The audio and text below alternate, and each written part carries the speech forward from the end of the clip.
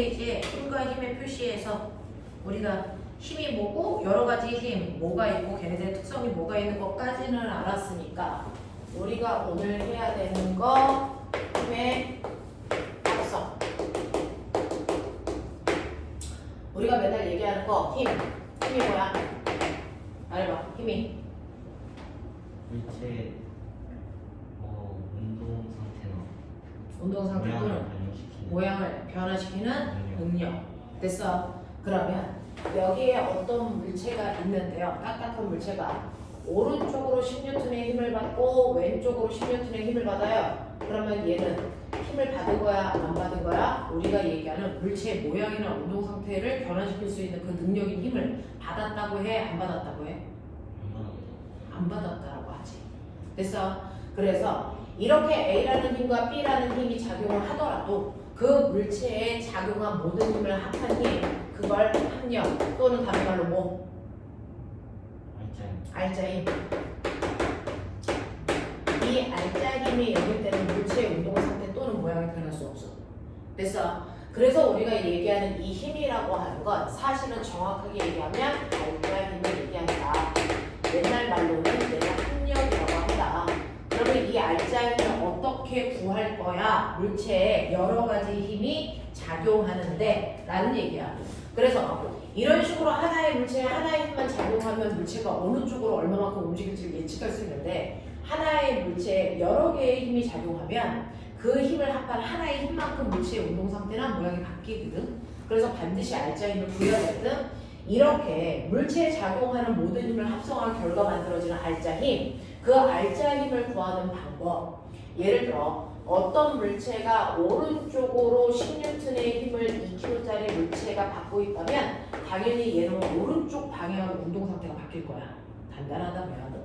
근데 만약에 이렇게 가라는 물체가 오른쪽으로 10N, 오른쪽으로 20N의 힘을 동시에 받는다면 이 물체의 운동 상태를 변화시키는 알짜 힘은 얼마야? 30이죠.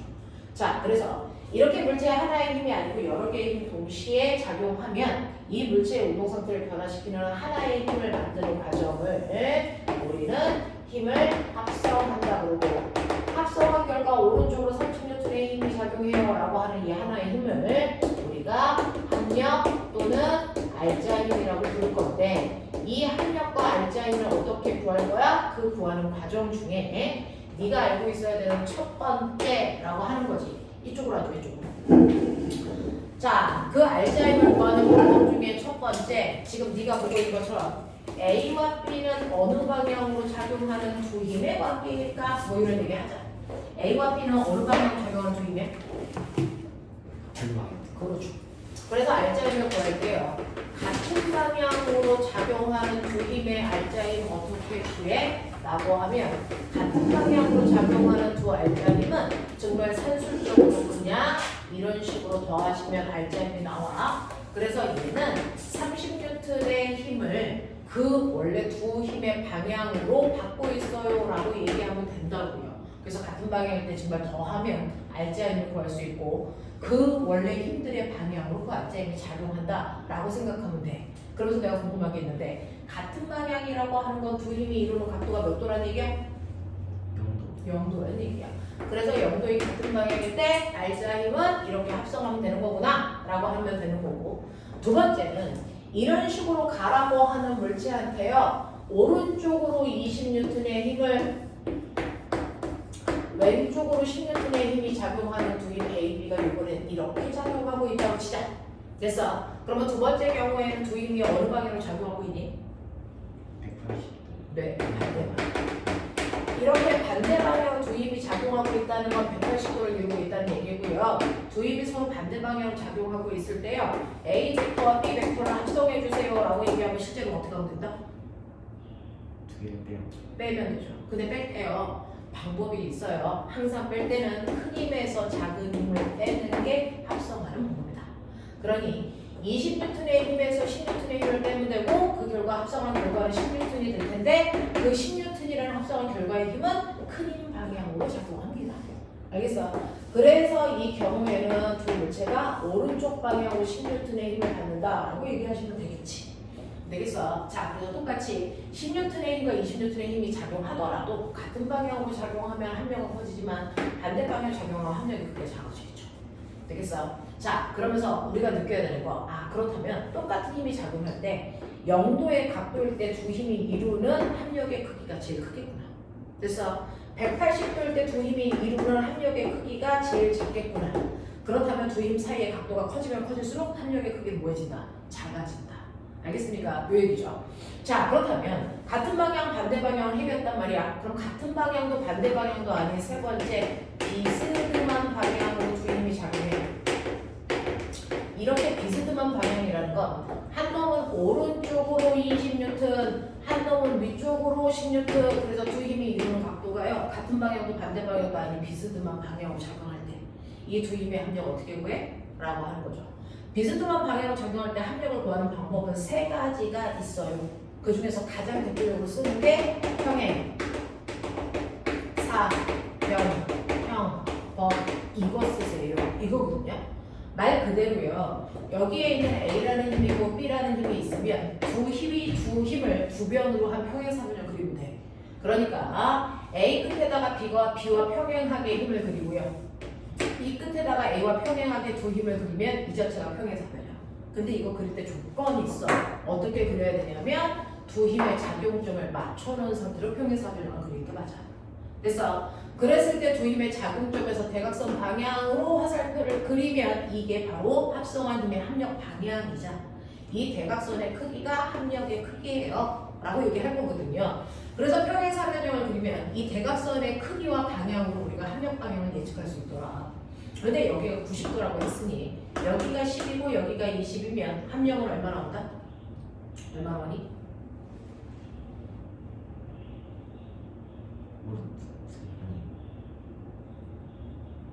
신노트 5죠. 그래서 이쪽 방향으로 신노트 5의 힘이 작용해요. 이렇게 할 수 있잖아. 그래서 이런 식으로요. 우리는 두 힘이 비슷한 방향인데 평행사변형을 그려서 합력을 구하는 방법을 쓸 건데, 됐니? 이렇게 평행사변형법 말고 합력을 구하는 또 하나의 방법이 뭐가 있냐면 삼각형법이라는 것도 있어. 사실은 삼각형법은요. 평행사변형의 한쪽만 보라는 뜻이야. 요게 이 자체가 삼각형이 되죠.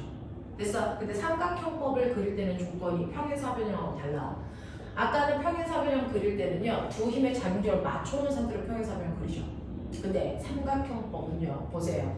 이게 B라는 힘이고 이게 A라는 힘이고 그래서 이게 합력이잖아요. 그릴 때 어떻게 그려요? A라는 힘에서 똥꼬에서 머리, B라는 힘에서 됐어? 똥꼬에서 머리. 서리 꼬리에 꼬리를 물고 가서 그려놓으면 원래 시작한 B라는 점의 작용점에서 A의 화살표 방향이 합력 방향이고 화살표의 길이가 합력의 크기. 알겠어? 이런 식으로요. 됐죠? 그래서 평행사변형 그려서도 알고요. 삼각형 그려서도 알아. 되겠냐? 자, 그래서 둘 중에 어떤 걸 써도 합력을 구할 수 있다라고 하는 거 기억해 두시고, 그 다음에 세 번째는요. 아예 그냥 계산식으로 풀어나갈 수도 있어. 이거는 듣고 됐어. 필요하면 쓰시는데 대부분 이제 물 수준 되면 써요. 평상시에는 평행사변형이나 삼각형법으로 끝나. 되겠어? 자, 계산식은 어떻게 만든 거냐면 수학적으로 얘기한 건데요. 여기에 F1이라는 힘이 있어. 그리고 여기에 F2라는 힘이 있어. 두 힘의 합력을 구하래. 됐어? 그러면 우리가 아까 배운 대로 평행사변형을 그렸을 때 대각선이 합력이야. 이거 구하시면 되거든요.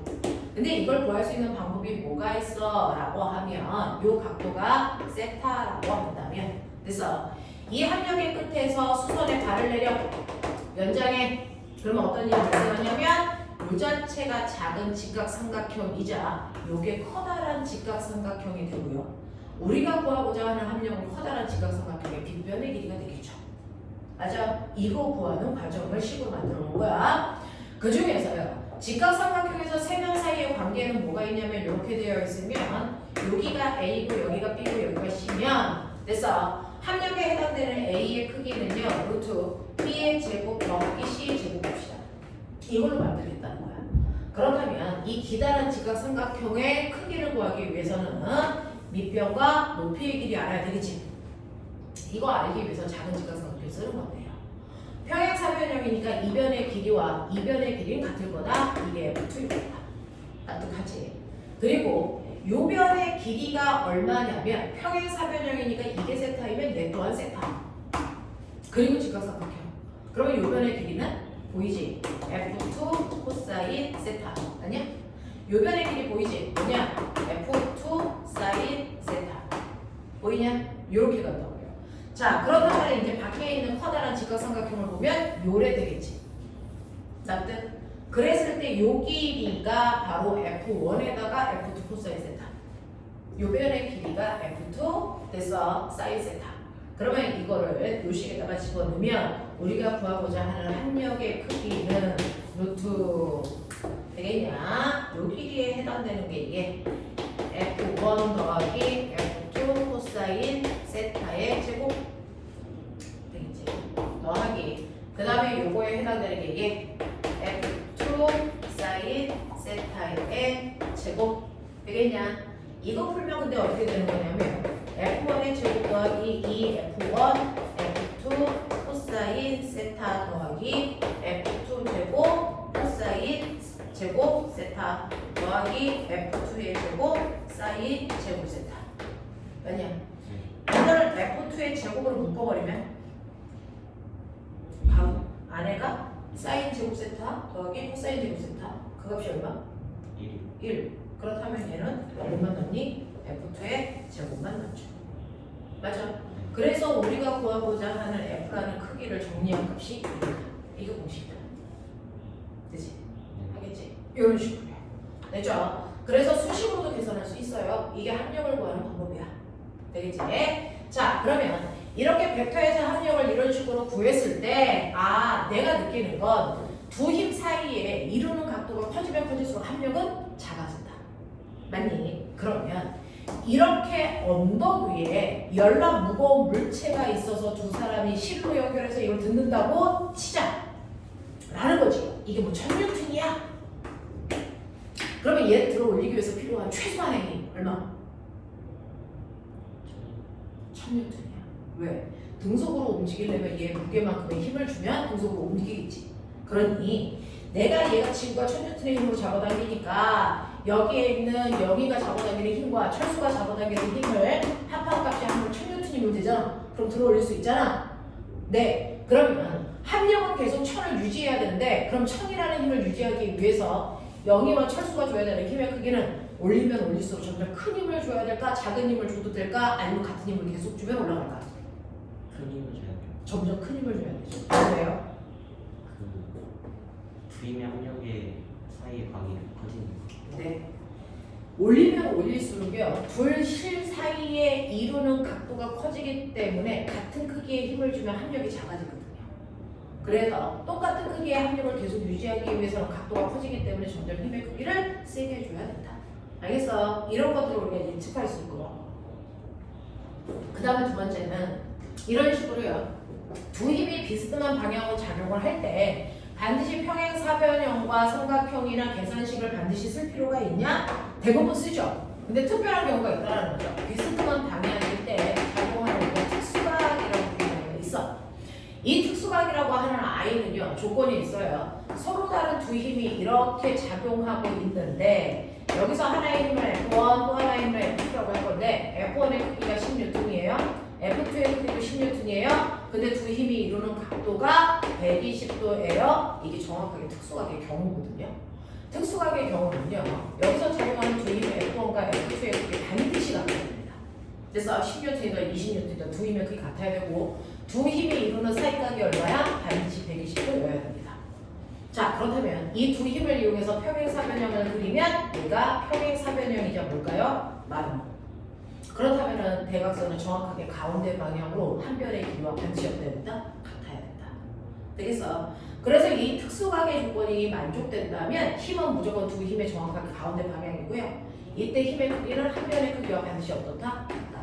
알겠습니까? 이런 조건을 만족할 수 있다는 거 알아두시면 됩니다. 이해되죠? 하겠어? 네. 자, 이렇게 된다는 거고요. 그 다음에 이런 식으로 물체의 힘이 작용했는데 알자 힘이 0인 경우 그걸 우리 무슨 상태로 그래? 그걸 무슨 상태로 그래? 힘의 평형 상태. 자, 그럼 힘의 평형 상태를 만들려면 뭐냐면요. 어떤 물체에 하나는 오른쪽으로 16N의 힘을 작용한다면 하나는 왼쪽으로 16N의 힘을 주면 되겠죠. 그래서 평형 상태를 이루는 두 힘이 있다면 반드시 힘의 크기는 같아야 되고 힘의 방향이 정반대이면 합력이 0이겠죠. 됐어? 네. 근데 세 힘이 평형이려면 어떻게 돼? 힘이 세 개 작용해요. 근데 합력이 0이에요. 조건. 나머지 두 힘의 합력과 그 다른 힘이 크기와 같고 반대로 그렇죠. 세 힘이 작용하는데요. 이런 식으로 작용하는데 A와 B의 합력을 구한 값이 반드시 여기에 있는 힘의 크기와 같아서 그래서 힘의 크기와 같고 방향이 반대이면 합력은 0이 되겠죠. 그래서 그리고 이렇게 세 힘의 합력이 0인 경우에는요. 이 세 개를 가지고 삼각형을 그리면 어떻게 될까요? 머리에서 꼬리, 머리에서 꼬리, 머리에서 꼬리 이런 식으로 돼요. 세 힘의 합력이 0인 경우에 삼각형을 그리면요. 이렇게 생긴 삼각형, 그 세 힘이 머리와 꼬리를 물었을 때 태삼각형을 완벽하게 만들 수 있는 경우. 그래서 이런 경우들이 합력이 0이 되는 경우. 알겠냐? 네, 이렇게 된다. 라고 하는 거 기억해두면 된다.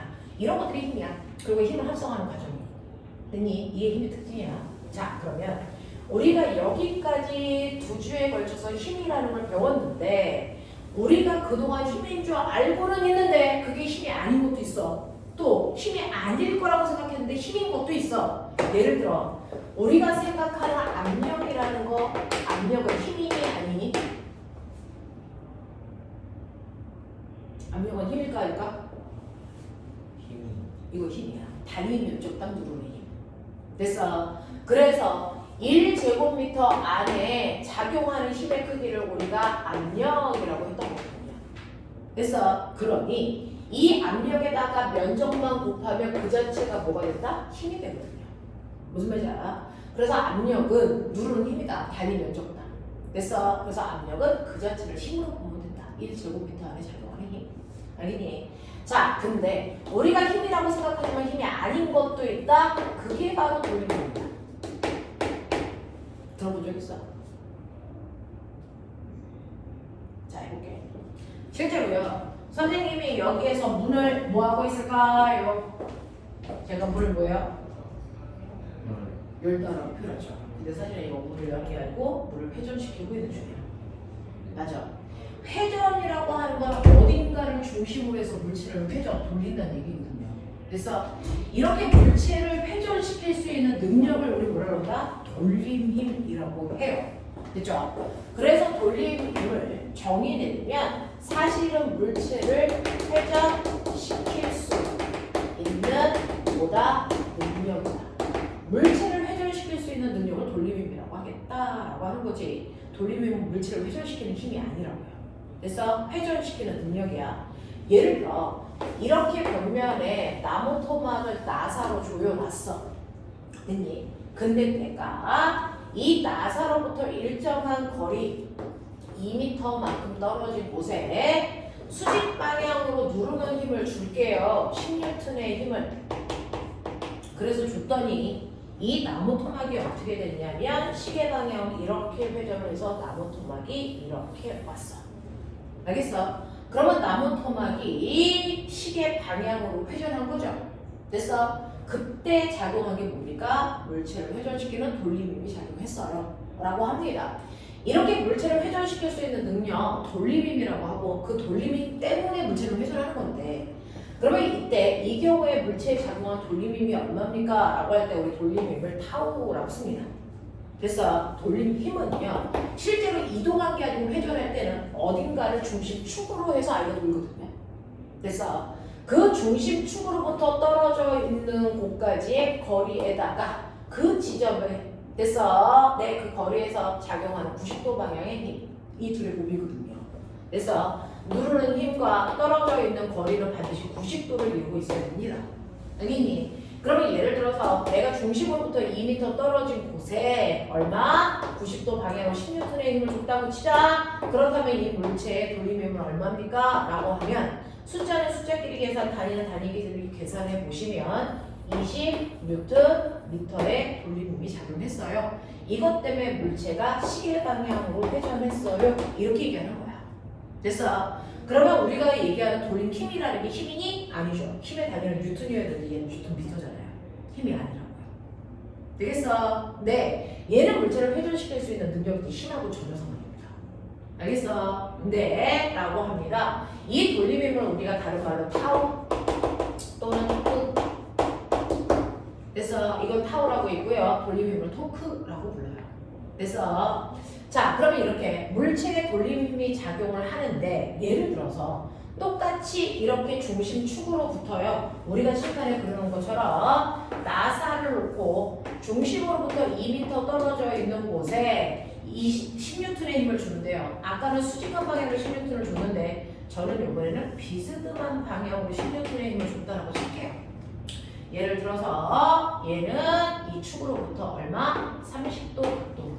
됐어? 비스듬한 방향으로 10N의 힘을 줍니다. 그렇다면 이 물체를 회전시킬 수 있는 돌림 힘이 얼마 작용했니? 라고 하는 걸 묻는 거죠. 했어? 얼마요? 모르겠어.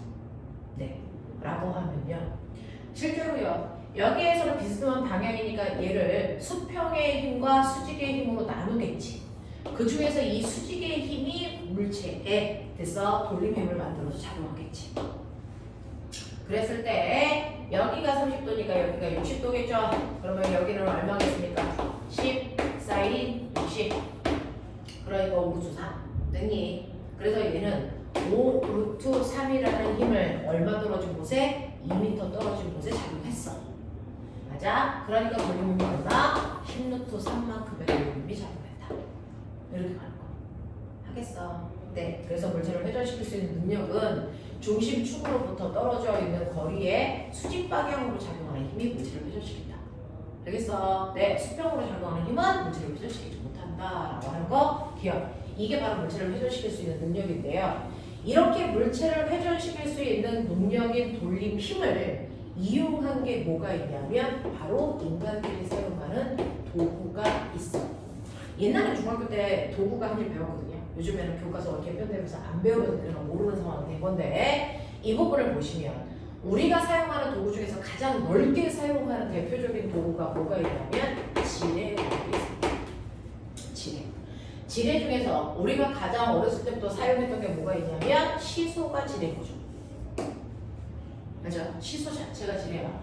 그래서 한쪽에는 80kg인 아빠가 앉아있다고 시작. 80kg야. 중심으로부터 1m 떨어진 곳에 있어. 그리고 아주 꼬맹이인 아들이 앉아있어. 얘는 얼마냐면 20kg야. 근데 시소가 어느 쪽으로도 기울이지 않으려면 얼마 떨어진 곳에 아들이 앉아있어야지 회전하지 않아? 라고 하는 걸 물어보는 문제들이 이제 나왔었단 말이죠. 자, 이때 잘 보시면 사실은 아빠만 보시면요. 아빠는 자기의 몸무게만큼 몇 뉴턴? 800뉴턴만큼을 중심으로부터 떨어져 있는 거리 얼마? 1m 떨어져 있는 곳에 수직으로 들어오는 힘을 준 거죠. 그래서 아빠 때문에 시소는 이렇게 회전하려고 하는 돌림을 받아 그 방향이 바로 반시계 방향의 돌림을 준 거죠. 자, 반시계 방향의 돌림 힘도요. 중심부터 수직으로 떨어져 있는 거리 1m에 수직으로 작용하는 힘 800을 곱니까. 그래서 이때 반시계 방향으로 작용하는 돌림의 크기는 800 뉴턴 퍼 미터의 돌림 힘이 작용하잖아. 근데 어느 쪽으로도 회전하지 않으려면 아들은 눌러. 아들은 어느 쪽? 시계 방향으로 회전시키려고 해. 맞죠? 그래서 시계 방향으로 회전시키려는 돌림 힘을 주는데 그 돌림 힘의 크기가 같으면 어느 쪽으로도 회전하지 않아요. 그래서 그 같을 때 어느 쪽으로도 회전하지 않는 상태를 우리 뭐라 그러냐면 이걸 돌림 힘 평형이라고 부른다. 알겠어? 네. 그럼 돌림이 평형이 되려면 아들은 중심축으로부터 얼마만큼 떨어져 있는 거리에 그래서 20kg니까 200N의 힘으로 눌러야 되니 이거 묻는 거잖아요. 됐죠? 그럼 당연히 얼마겠어? 4m겠죠. 그래서 여기에 4m면 되겠네 라고 하는 걸 생각할 수 있는데 이때 여기가 4m라는 걸 느끼면서 우리가 알아둬야 되는 거 이때 아빠와 아들 사이의 힘의 크기 몇 대면? 몇 대면? 그렇죠? 보시는 것처럼 800하고 200이니까 이때 작용하는 힘의 크기의 비율이 4대 1이란 말이야. 그럼 중심으로부터 떨어져 있는 거리 비율은 몇 대면? 1대 4라는 얘기야. 알겠어? 그래서 힘의 비율과 거리 비율이 반비례하는 거구나. 그래야 항상 일정한 값을 갖는 거구나. 예측할 수 있죠. 그래서 어느 쪽으로도 회전하지 않을 때를 우리가 돌림의 평형이라고 한다면 사실은 옛날에 중학교 1학년 교과서에 어떤 그림이 있었냐면 생각해봐. 어떤 물체가 있다? 여기에 오른쪽으로 10N의 힘을 줘, 왼쪽으로 10N의 힘을 줘. 그랬을 때 경우가 가야 이때 상황과 어떤 물체가 있는데 오른쪽으로 10N의 힘을 줘, 왼쪽으로 10N의 힘을 줘 라고 했을 때 나의 상황과 두 개의 상황이 같을까 다를까? 다른 거. 왜 달라? 가는 그 작용점이 같은데 아니 작용점? 같은데 그래서 가는 그냥 힘의 평인데 얘는 힘의 평인데 얘는 힘의 평이 아니야? 아니 나는 그냥 힘이 작용하지 않고 돌리는 힘이 작용하고 그래서 어떤 일이 발생해요? 나가 돌아와요. 나는 회전하고 가. 가르며. 가만히 있어. 네, 정지되어. 그렇죠. 그럼 우리가 정지되어 있는데요. 그럼 정지되어 있다는 거에는 사실은 두 가지 의미가 있다는 거죠. 얘 이동해? 그럼 얘도 정지되는 거잖아. 맞죠? 그러니까 정지에는 두 가지 의미가 있어요. 이동하니? 라고 하는 것과 회전하니? 이 두 가지의 의미를 합하게 정지되어 있니? 라고 얘기하는 거야 사실은. 됐죠? 자, 그 중에서 가라는 경우는 이동하지 않아. 회전도 안 해. 그래서 완벽한 정지 상태야. 맞지? 근데 나라는 경우는 이동하지는 않는데 회전을 해. 그러니까 완벽한 정지는 아니야. 이렇게 얘기하는 거거든. 그래서 우리가 물체가 정지되어 있으려면 사실은 우리가 물체가 정지되어 있다라는 걸 관성적으로 표현할 때 회전도 하지 않고 이동도 하지 않는다라는 얘기를 관성적으로 정지되어 있다라고 표현합니다. 자, 그러면 이제 궁금한 게 있어. 그럼 물체를 회전시키는 건 누군데? 물체를 이동시키는 건 또 뭐야? 그래서 이동시키는 능력과 회전시키는 능력은 다르다는 거죠. 물체를 이동시키는 건 누굽니까? 이건 알지. 물체를 이동시키는 건 알짜임이 하는 일이에요. 얘 알짜임 얼마? 0. 얘는 알짜임 얼마? 0. 이거 0입니다. 둘 다 알짜 힘이 0이기 때문에 이동은 안 하는 거거든요. 아까 얘기한 것처럼 벡터는요. 힘은 작용점 중요해. 왜? 그것 때문에 회전이 일어나니까 그러는 거예요. 근데 벡터는 원래 작용점이라는 게 없고 방향과 크기만 있잖아요. 그리고 벡터는 평행이동 해도 된다 그랬잖아요. 그러니까 얘를 평행이동 하시면 둘 다 합력이 0인 상태로 만들어져요. 그래서 알짜 힘이 0이기 때문에 물체를 이동시키지는 않는다는 거죠. 둘 다 이동하지는 않아요. 대신에 물체를 회전시킬 수 있는 능력은 뭡니까? 이건 돌림힘이라는 거죠. 그 중에서 가경우에는 돌림힘 무슨 상태? 평형 상태라서 회전을 안 해요. 근데 나경우 같은 경우에는 돌림힘 평형이 아닙니다. 그래서 회전시킵니다. 알겠어? 자, 그러면 얘가 회전을 할 때 어느 방향으로 회전해? 위에 있는 힘이 아래로 내려오는 방향으로 이렇게 회전한다. 알겠습니까? 그러니까 이 상태로 힘을 주면 나는 시계 방향으로 회전할 거야. 그럼 나 물어볼게. 그럼 나는 회전을 하는데 언제까지 회전해?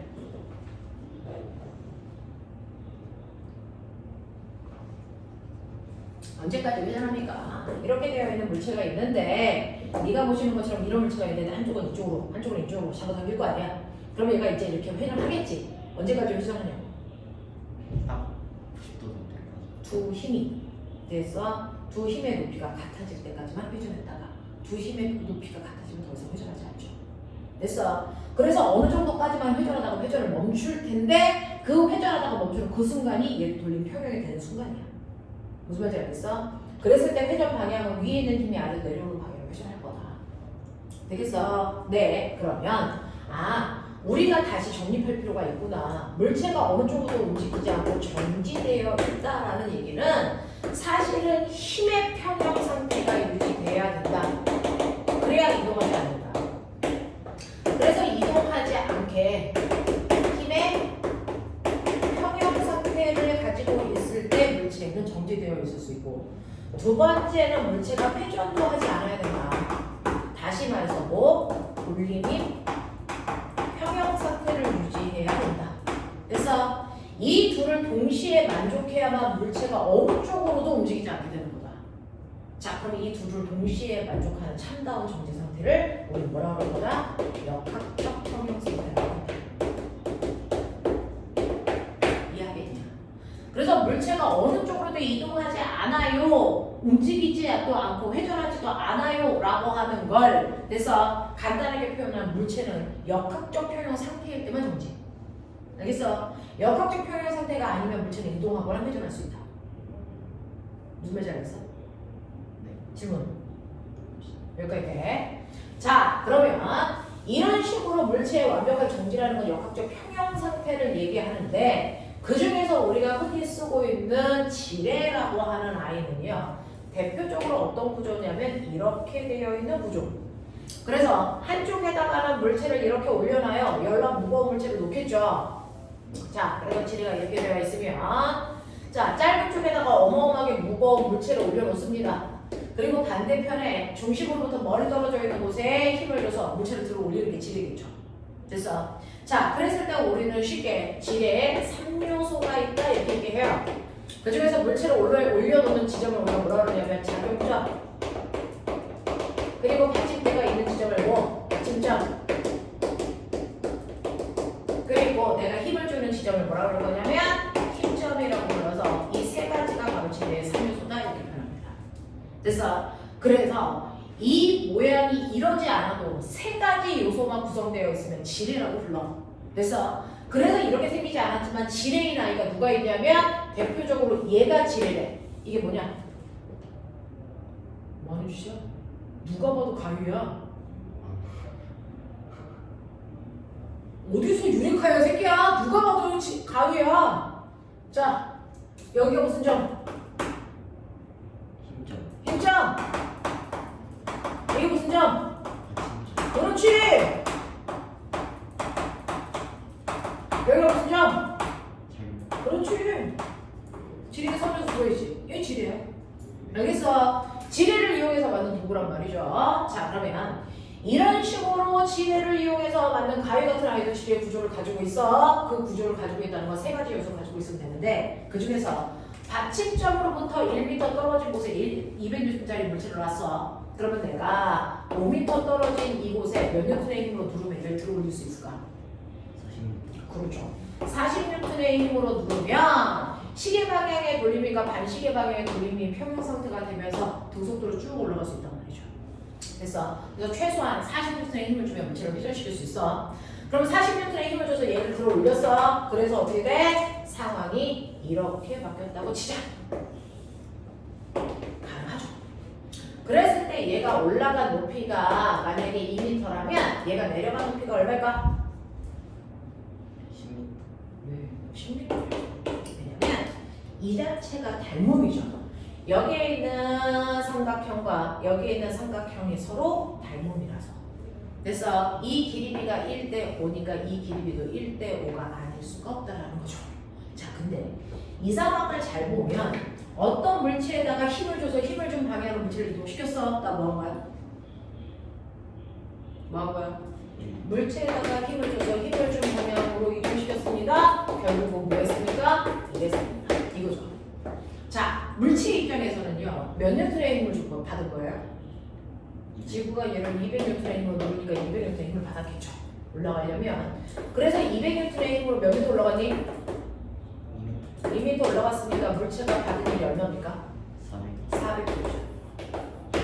됐냐? 자, 근데 반대편에 있는 지뢰라는 도구가 한 힘은 얼마입니까? 이거예요. 됐어. 지뢰라는 도구를 이용해서 몇 뉴턴의 힘을 눌렀어요?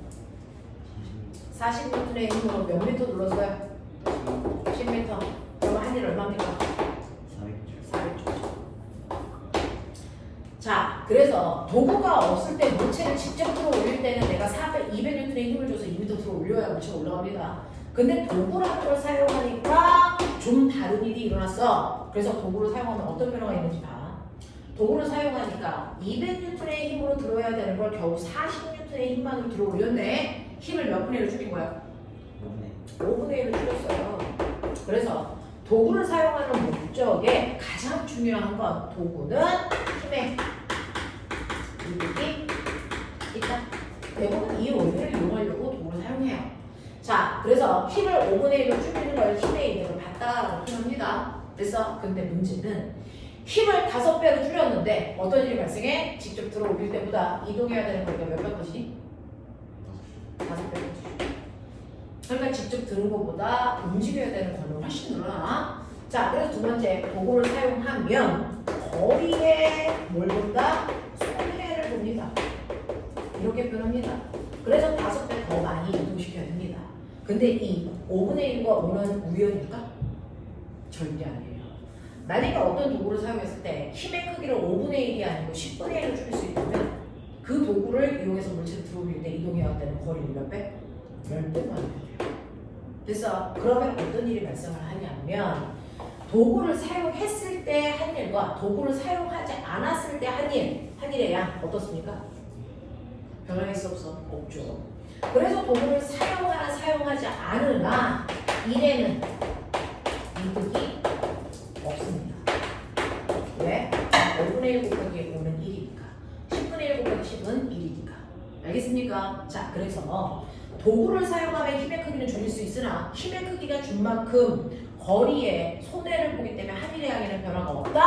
이게 어떤 도구를 사용해도 다 성립합니다. 그래서 거꾸로 거리에 이득을 보는 도구도 존재해. 그래서 물체가 직접 이동해야 되는 거리보다 도구를 사용하면 거리를 2분의 1로 줄일 수 있는 도구도 있다? 됐어? 근데 걔는 그러면 힘의 크기는 어떻게 될까? 2배 늘어나. 알겠어? 그래서 도구를 사용할 때 힘을 줄이냐 거리를 줄이냐 둘 중에 하나를 선택. 알겠습니까? 근데 둘 중에 하나를 이득을 보는 만큼 반대쪽은 무조건 손해를 볼 수밖에 없다. 그래서 한 일의 양의 변화가 있다 없다? 없다. 됐어? 그래서 네가 어떤 도구를 만들더라도 됐어? 도구를 사용하나 사용하지 않으나 한 일의 양에는 변화가 없다. 이걸 우리 줄여서 도구를 사용할 때 일의 원리가 뭐한다? 성립된다. 이렇게 표현해요. 알겠어? 어떤 도구를 사용하더라도 일의 원리는 반드시 성립한다. 알겠냐? 자, 근데 줄면 뒤진 거야. 지뢰의 종류가 지뢰 종류가 있어요. 1종 지뢰라는 게 있고요. 2종 지뢰라는 게 있고요. 3종 지뢰라는 게 있어. 자, 그 중에서요. 1종 지뢰는 바로 이 순서에 3요소가 배치되어 있으면 돼. 되겠니? 그래서 작용점 다음에 받침점 다음에 힘점이 있는 이 구조로 되어 있는 게 1종 지뢰야. 대표적인 게 아까 그려가 되었던 뭡니까? 가위가 그렇습니다. 맞지? 자, 2종 지뢰는 어떻게 되냐면 요 순서가 바뀌어요. 요 순서가 바뀌어서 받침점 다음이 작용점이고 작용점 다음이 힘점이고 이렇게 되어 있는 대표적인 아이가 보일게요. 얘는 가위, 얘는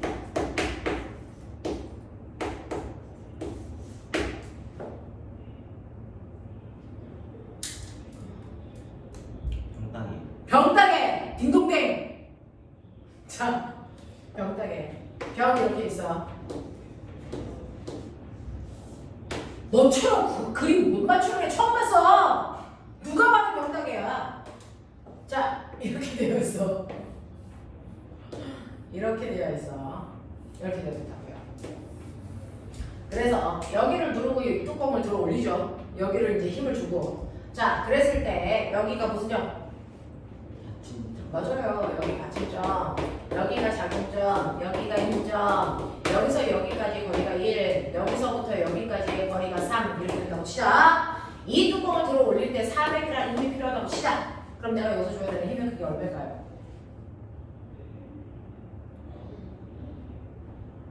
3분의 아니 100. 왜요? 힘은 항상, 거리는 항상 받침점을 기준으로 거리를 재요. 받침점으로부터 작용점까지, 받침점으로부터 힘점까지의 거리를 재거든요. 얘는 받침점에서 작용점, 받침점에서 힘점까지의 거리비가 1대4가 거리비. 그러니까 작용하는 힘의 비는 4대. 됐니? 이렇게 된다. 이해되지? 이렇게 돼. 그래서 훨씬 더 짧은 거리 안에 힘의 효과를 많이 보고자 할 때 이 정도로 해서 이종지를 써. 자, 그 다음에 2종 지뢰 말고 3종 지뢰는 뭐가 있습니까? 3종 지뢰는 여기 표본에서 이 순서를 바꾸면 돼. 이 순서를 바꿔서 됐어. 작용점 다음이 힘점이고 힘점 다음이 받침점 이렇게 가. 되겠니? 자, 이거의 가장 대표적인 게 뭐냐면 또 맞춰봐.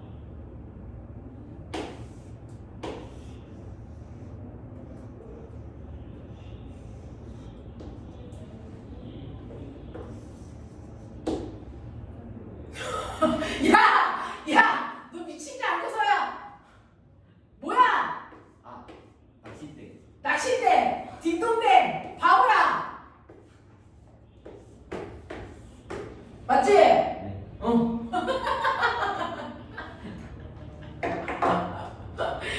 물리 문제보다 그림 맞추기가 어려워. 자, 이게 바로 자유죠. 그래서 낚싯대 할 때 여기는 밀 돌리잖아. 여기가 힘이야. 여기가 받침점. 되겠냐? 요 순서부터. 그래서 작용점, 힘점, 받침점이야. 자, 그랬을 때 여기서 여기까지가 1, 여기서 여기까지가 1이라고 치고 이 새끼 들어올리려면 천연트의 힘이 필요하다고 치자. 됐어? 네. 그러면 실제로 줘야 되는 힘의 크기가 얼마야? 6,000N. 네. 받침점으로부터 길이비가 1대 2죠. 그러면 힘의 비는 2대 1이죠. 그래서 1000N짜리 물고기를 들어올리려면 2000N의 힘이 필요해요? 이런 거야. 그럼 오히려 이 도구는 힘의 손해를 보는 도구지. 근데 왜 써? 힘의 손해를 보는 만큼 거리의 이득을 봐서요. 이거 1m 감을 동안 얘는 2m 흘려오니까. 그러려고 써요. 알겠어? 이런 것들도 존재해. 맞지? 자, 근데 지금 내가 이렇게 1종 도르래, 1종 지뢰, 2종 지뢰, 3종 지뢰를 설명한 이유가 뭐냐면 우리가 알고 있는 도르래가요 사실은 두 종류가 있으면서 얘네들이 되게 웃겨요. 도르래를 보면 도르래가 이렇게 생겼어.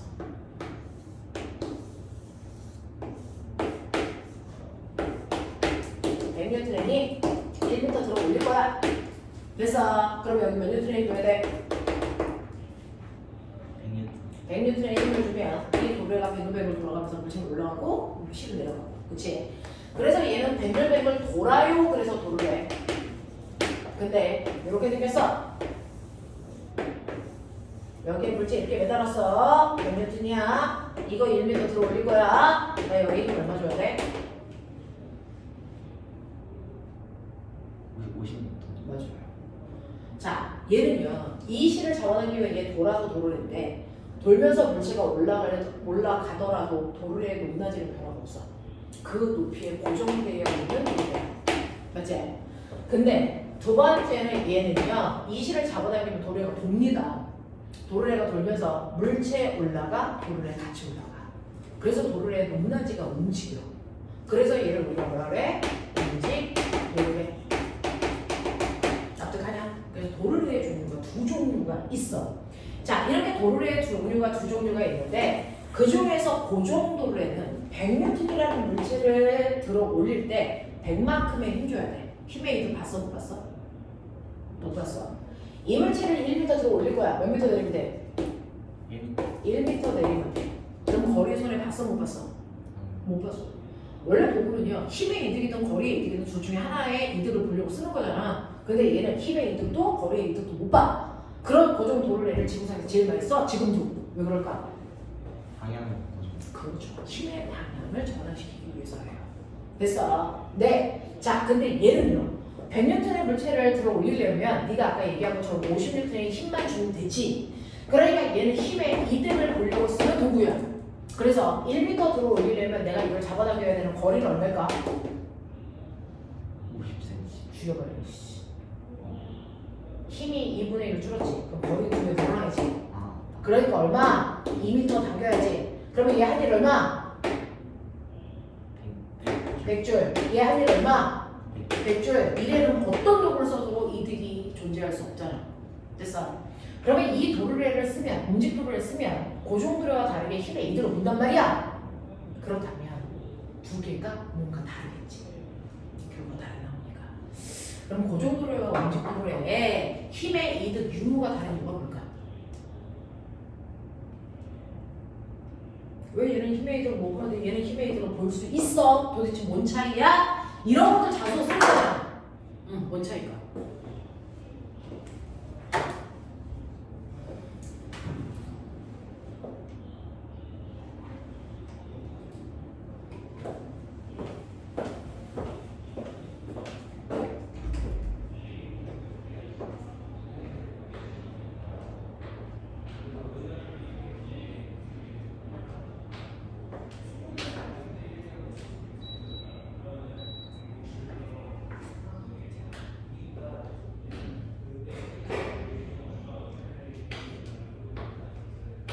거야? 이제는 거리가 들어가게 되죠. 무슨 거리? 무슨 거리? 움직여야 되는 거리. 그러니까 내가 궁금한 건 얘는 왜 움직여야 되는 거리가 두 배인데 얘는 왜 똑같냐고. 얘는 왜 힘이 안 주는데 얘는 주냐고. 이제는 그 천장이랑 선이랑 같이 들어오는. 천장이랑 선이랑 같이 들어올려요. 그래서 저 줄이 천장에 연결돼 있잖아요. 얘는 줄이 천장에 연결되어 있어요. 얘는 줄이 천장에 연결되어 있어요. 그죠? 뭔가 되게 달라. 결과가 다르니까. 결과가 다른 건 반드시 원인이 있어. 그 원인을 찾으라는 거잖아. 이게 뭐냐면 이 새끼 일종질이에요. 뭐냐면 이 자체가 질이야. 여기가 받침점, 여기가 잡음점, 여기가 행점이야. 도르래도 질이 올리는 거야. 근데 이 도르래의 반지름의 크기가 같아야 되니까 1대 1이야. 거리비가 1대 1이니까 힘의 비율이 얼마? 1대 1이로. 그래서 이들은 무슨 없는 구조야. 이 받침점 어땠을까?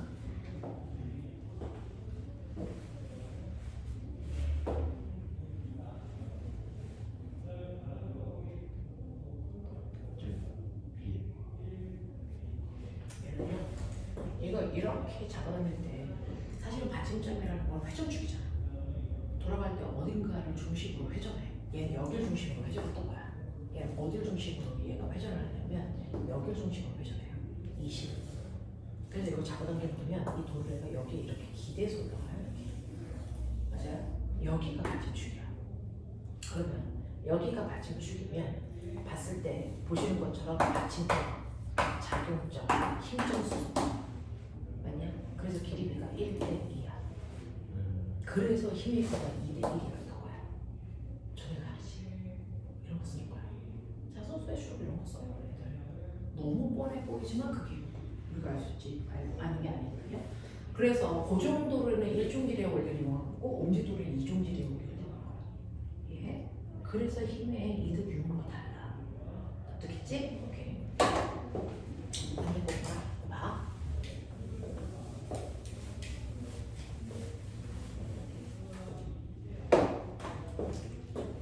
주로 도르래는요 복합도르래를 써요. 복합도르래는 뭘 얘기하는 거냐면 고정도르래와 움직도르래가 섞여 있는 구조를 얘기해. 이렇게.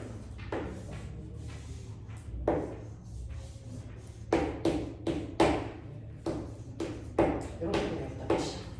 그럼 난 이쪽으로 잡아당길 건데 봐. 움직도르래 몇 개? 3개. 이거 잡아당길 때 힘 얼마 되는지 상상하고 있어. 그리고 얘가 1m 올라갈 때 얘를 얼마 내려야 되는지 상상해봐. 그리고 각각의 줄가닥이 1번, 2번, 3번, 4번, 5번, 6번, 7번의 힘의 크기 대소가 함께 비교해봐. 과거 기출 문제야. 그래서 또 이렇게 되어 있어.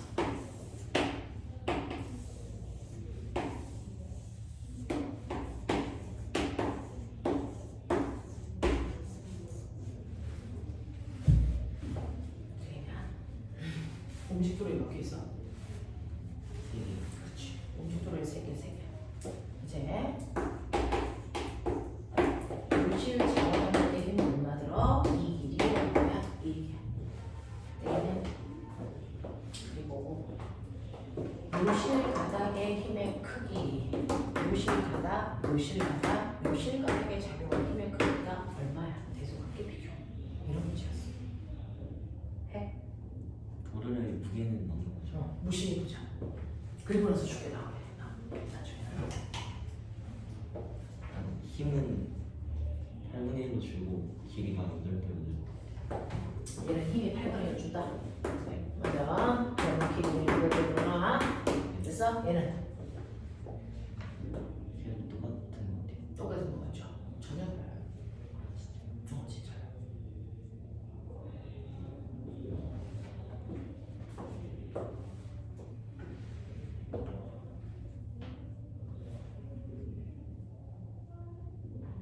아. 아.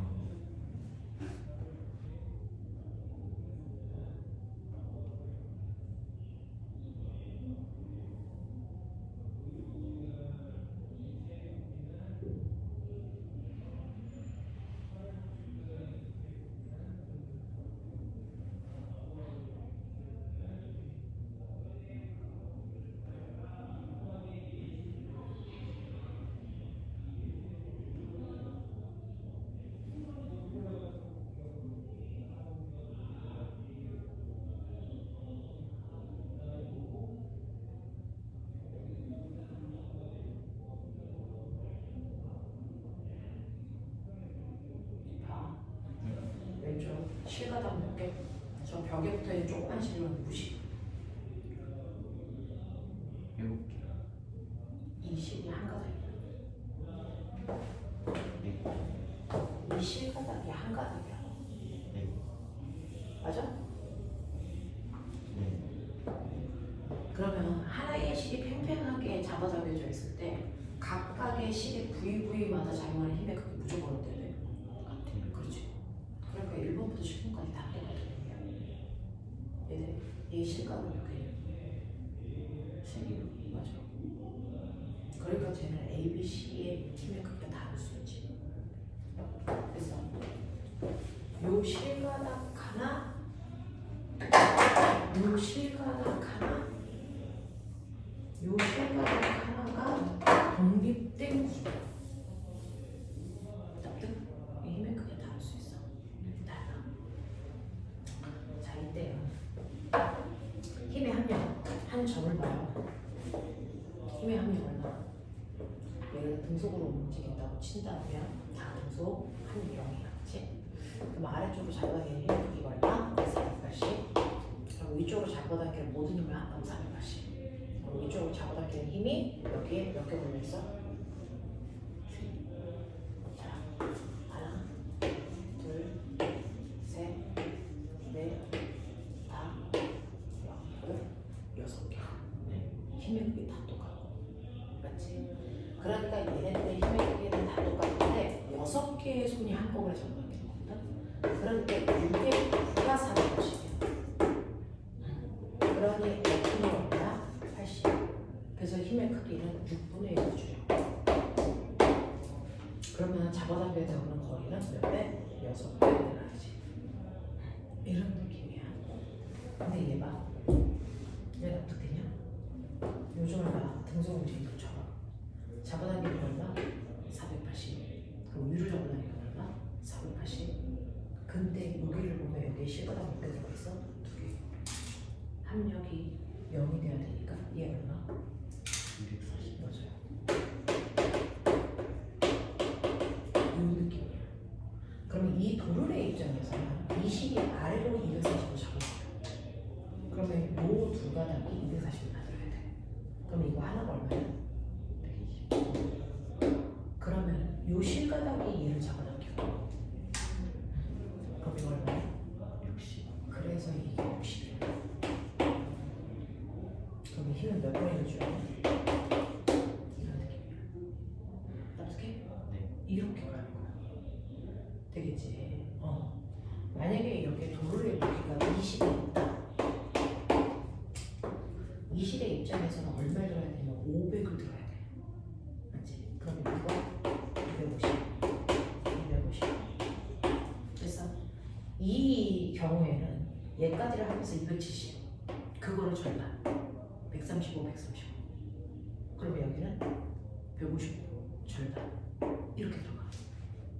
이해돼? 이런 느낌이야. 이런 느낌이야. 되겠지? 그럴 거면 이거 도로를 묶어서 20이야. 몇 뉴턴?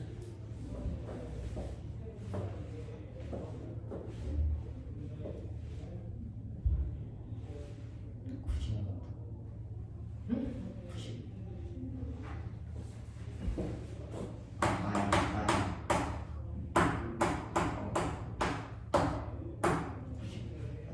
맞지 않아요? 90뉴턴. 그럼 90뉴턴. 그러면 이거 얼마? 8. 어쨌든 물체의 무게를 6분의 1 줄이고 맞아요. 전체의 무게를 6분의 1 줄여줘요. 그럼 여기 6 맞아? 그럼 얘가 한 일 얼마? 90 곱하기 6이니까 얘가 한 일 얼마? 같아.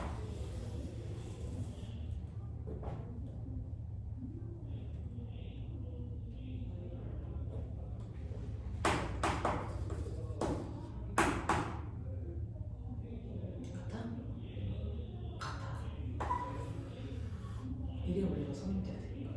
왜? 오늘 너밖에 없으니까 그냥 영재까지 쭉 끌고 갈게. 왜 같아? 일의 원리가 성립해야 되거든. 그럼 하늘 같아야 돼.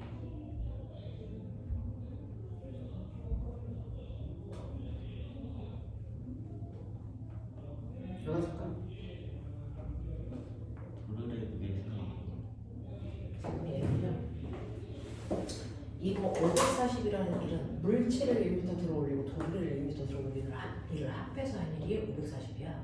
그 중에서 물체가 한 일만 됐어 480이야. 도구를 3개를 들어 올릴 때 한 일은 얼마고? 60이야. 그래서 이 두 번 하면 540이 나와. 알겠어? 그래서 항상 일이 올리면 성립해야 된다. 무슨 말인지 알겠냐? 이런 느낌. 이해돼?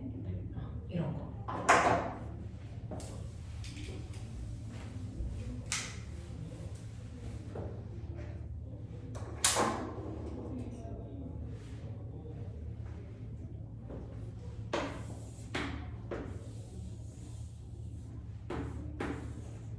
해봐.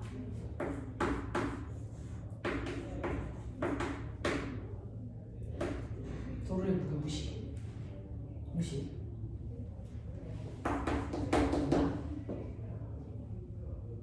힘은 뉴턴. 리미터. 됐어. 뭔지 알아? 1초 동안 한 일의 양을 일률이라고 하지. 일률은요. 힘이 일률이 클까요? 얘가 일률이 클까요? 저 같은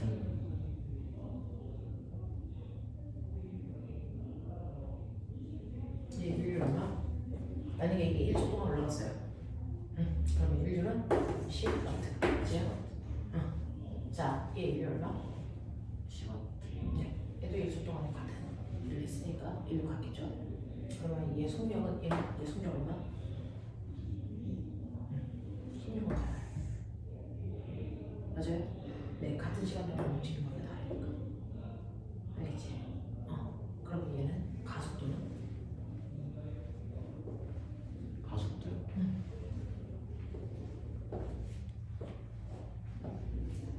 얘가 일정한 속력으로 잡아당겼어요. 이것만은 가속도가 없는데 얘가 힘을 세게 줘서 됐어. 얘는 1m 올라오는데 1초가 걸렸어. 그러면 얘는 2m 가는데 1초가 걸렸을 거잖아. 그럼 얘는 등가속도 운동했다고 쳐봐. 그렇다면 얘 가속도의 크기를 A라고 하면 얘 가속도 크기 얼마야 되니? 예. 여기서 여기 속력 V, 여기 속력 2V. 이래? 이런 느낌. 느끼지? 이런 식으로요. 매번 찾아갈 수도 있어줘야 된다. 그래서 이런 식으로 돌림힘이 뭔지, 도구에서 돌림힘이 어떻게 사용되는지. 이해돼? 그 다음에 내가 하나 궁금한 거. 우리가 인간이 사용하고 있는 도구의 종류를 그냥 보면 지뢰와 지뢰가 아닌 도구가 있는 건데 사실은 유형을 나눠서 보면 세 가지로 얘기해요. 첫 번째는 지뢰라는 도구가 있고요. 그 다음에 두 번째는 돌을 해도 지뢰지만 그냥 물을 얘기해요. 그래서 네. 그 다음에 세 번째는 도구 중에 뭐가 있냐면 빗면이라고 하는 도구도 있고요. 자, 빗면은 이제 이렇게 되어 있는 거예요. 왜 우리가 이사할 때 무거운 지필연장을 그냥 들을 수 없으니까 트럭 뒤에다가 이렇게 빗면 놓고 밀어 올리잖아. 빗면.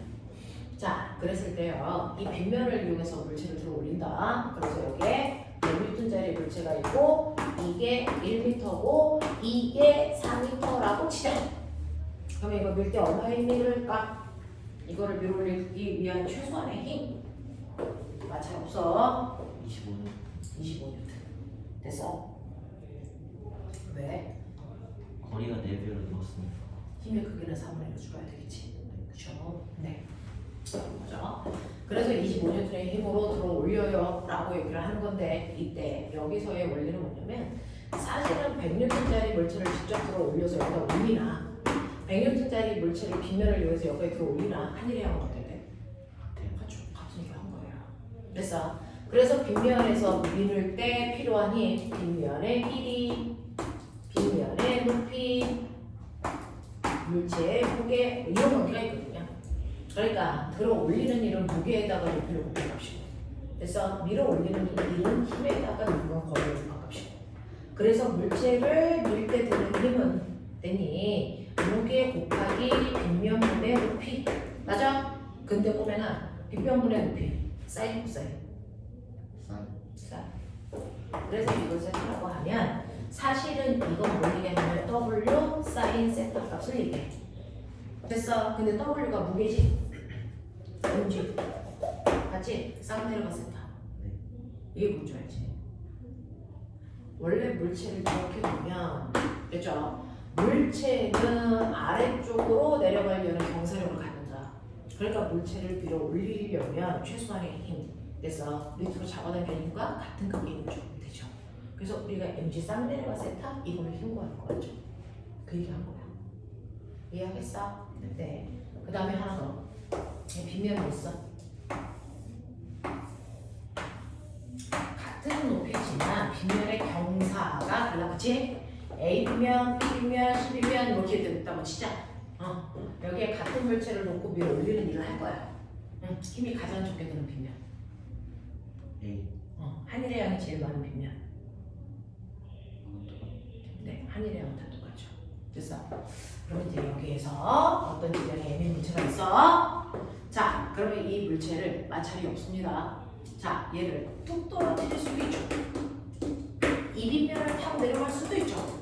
이빗면을 타고 내려갈 수도 있고 이빗면을 타고 내려갈 수도 있어. 맞아? 자, 그랬을 때 바닥에 닿았을 때 어떤 빗면을 타고 내려갈 때 속력이 제일 빨라? 바닥에 닿는 순간 속력이 누가 제일 클까? 딱 닿았을 때 속력이요. 네. 경사면을 다 내려왔을 때의 속력 누가 더 클까요? 그건 똑같은 것 같아요. 왜? 그 운동 에너지가 늘어난 만큼 위치 에너지가 감소한 건데 위치 에너지는 다 똑같이 감소했으니까 운동 에너지도 똑같이 증가했어요. 그럼 속력 똑같다. 그럼 차이점은 뭐야? 이제 걸리는 시간은 좀 다른. 그럼 누구의 시간이 제일 많이 걸려? A가 제일 많이 걸린대요. 이거 VT 그래프로 그리면 어떤 줄 알아?